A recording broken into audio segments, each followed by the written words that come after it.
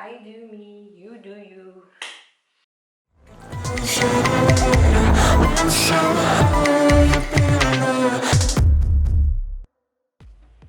Hello you wonderful weirdos and welcome back to my channel. Or welcome to my channel if you're new here. Probably you are because it's still a new channel. So let me introduce myself, and I am Darka. I am a plus size girl who likes alternative fashion, if you haven't noticed. I like super cute things, but also like really dark things. So I like to combine like goth and kawaii, and sometimes I wear all goth, sometimes I wear all kawaii. It all depends on the mood. I got anxious doing this makeup because I had to film for a local artist, and I was screaming when I had like really nice blending, but then I had to do it with the eyeliner, and anyways, it's not the perfect, but I really like it, and you guys will be able to see it in a music video soon. Follow the local artist. His name is XITAN, which actually means Satan in the Maltese language. I actually wanna give a big thank you to the artist because he gave me his merch tee, and he allowed me to basically transform it and make it fit more of my style, and I'm gonna take you with me to show you how I did it. This is the tank top that XITAN gave me.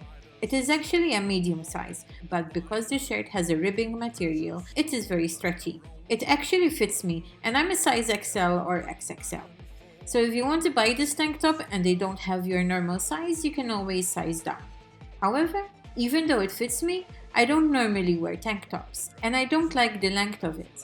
I usually go for long baggy shirts or crop tops, and while I can easily chop it off to make it into a crop top, I don't want to ruin the cool print and remove the name of the artist. I played around with the fitting of the shirt and I decided to do a crop top, but instead of cutting the hem, I'm going to readjust the neckline. To give you a better idea of what I'm going to do, I sketched out the tank top, and I will be basically cutting off the straps and keeping some of the neckline and the print intact. Then I will be adding sleeves to it, which are called raglan sleeves. This style of sleeves adds a nice detail to a t-shirt since it is normally done with a different color or fabric, and it is the perfect solution to transform my top. And I'll be using a net fabric for my sleeves. And then to finish off the look, I am going to attach a white collar. To start, I grabbed my t-shirt and folded it in half. With a butcher's paper, I traced out the top, including the position of the print, since this will determine how much I can cut from the neckline. If you don't have butcher's paper, you can use any other type of paper that you have at hand. However, I find the transparency of this paper incredibly helpful when it comes to pattern making. As you can see here, I am pressing down on the paper to feel where the hem of the back side is. This will give me an idea of how much fabric I can work with. Then I put the shirt aside and outlined where I have the same amount of fabric on both the front and the back side, and it took a similar shape of a halter top. I retraced this on a new piece of paper, making sure to leave plenty of room on the side to add the shape of the sleeve. Now it's time to draft the raglan sleeve. First, I squared off the top to the right, and then down on the fold line. There are no particular measurements to these lines. I am making sure that they are at a 90-degree angle to the fold line of the t-shirt. Then I marked half of my shoulder measurement, which is 7.5 inches, and squared down. On this line, I marked the armhole depth measurement, which is 8.5 inches. On the same line at the top, I marked half an inch. This will be the slope of the shoulder. Then I passed the line through the mark I just made, but if you are following this according to your own measurements, skip the next few steps because I made a mistake. Whoopsie! Anyways, I marked the sleeve length on the top line, which is 5 inches, and squared down a line, making sure that it is at a 90-degree angle. On this line, I am using the top arm measurement, which is 7 inches. Then I drew a curved line linking this point to the armhole depth point and creating a shape of a sleeve. Now this is the next step that you need to do if you are following this yourself. Mark the neck measurement on the top line, which is 3 inches, and square down. Then you need to draw the line past the shoulder slope mark that I did before. Then on the fold line, I am figuring how low I wanted the neckline to be, making sure not to go over the print area, but also leaving enough space for a seam allowance. I ended up using 2-inch measurement for the front and then went up half an inch for the back neckline. Then from the point where the neckline meets the guide of the edge of the t-shirt fabric, I drew a line down to the armhole depth measurement point. And now I have a pattern for a raglan sleeve. To help me out with the tracing, I went over the lines of the pattern that I need with a different colored marker. On a new piece of a butcher's paper, I traced the raglan sleeve and then gave it half an inch of a seam allowance. Then I need to draft the pattern for the white collar. And this is by laying another piece of paper and trace the back neckline as well as the top guideline and the shoulder slope line. Then I flipped it over, matched the two lines with the top guideline and the shoulder slope, and then traced the front neckline. Then I gave the collar a 2.5-inch measurement and marked it around, giving it an extra half an inch for a seam allowance. I did this twice to have two patterns. Then I went ahead and removed the hem seam of my tank top using a seam ripper. I could have cut the hem, but I needed that extra fabric. With the tank top folded and laid flat, I placed the main pattern and marked where I have the raglan sleeve markings.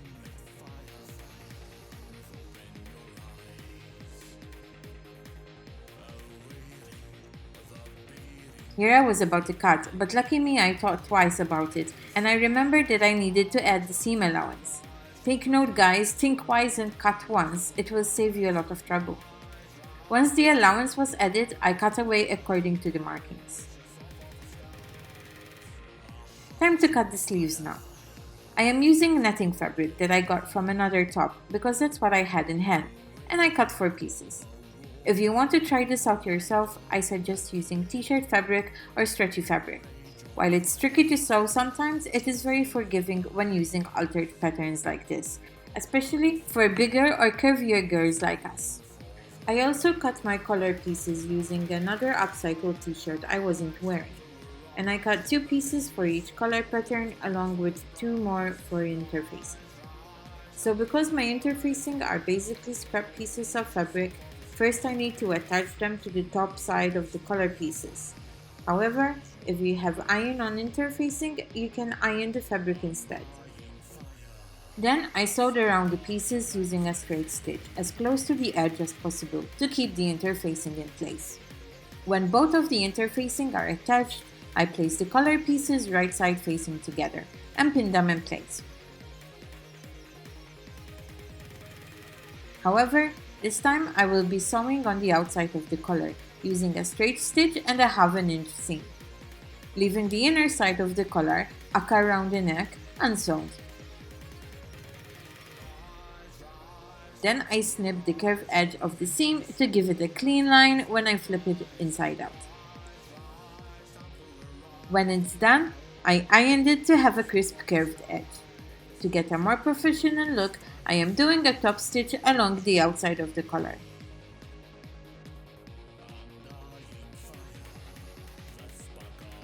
Now it's time to add the sleeves.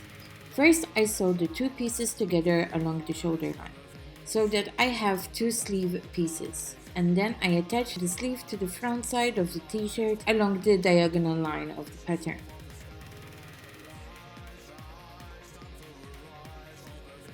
Then I sew the small armpit area, joining the sleeves, and now it looks like I have a tube. This will help attaching the sleeve easier. Next, I attached it to the back side of the t-shirt. I finished off the sleeve by sewing the sides of the sleeve together. I did the same to the other sleeve, and this is how it looks. Then I've tried it on to see if it fits properly, and then I resumed with the sewing. The white collar step is optional, and if you want to end your DIY here, you can finish off your t-shirt by hemming the collar, and if you seam ribbed the neckline before, you can reuse the bias binding. However, if you like the white collar detail, keep on watching. I marked the middle of the front and back side of the t-shirt and placed my collar pieces on the outside, and then I pinned them around the collar. Since the t-shirt is super stretchy, the neck hole has stretched somewhat, but that didn't bother me a lot.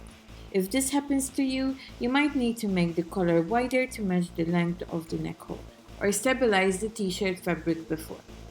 Now that the collar is pinned, time to sew it.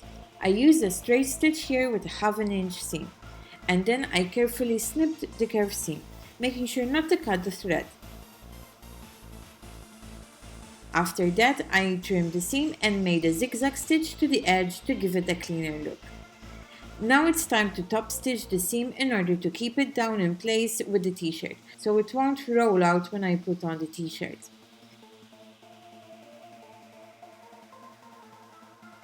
And finally, the shirt is now done. I finished it by eyeing the collar down as well as hemming the sleeves. And here is the final look.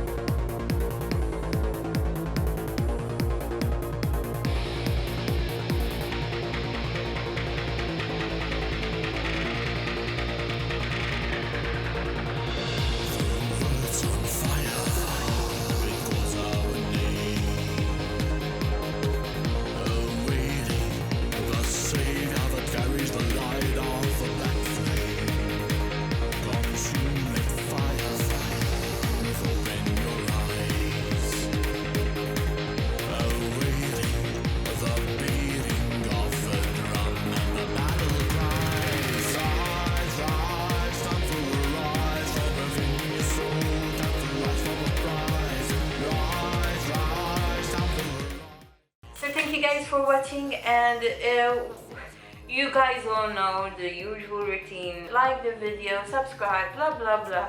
Do whatever you want. It would be a big support if you can subscribe to my channel. I mean, if you want to be notified and know when I'm gonna post, you have to subscribe and hit the notification bell so you'll know. Or you don't care and you're just walking away and you didn't even see at the end of this part. So whatever, you do you. I do me, you do you.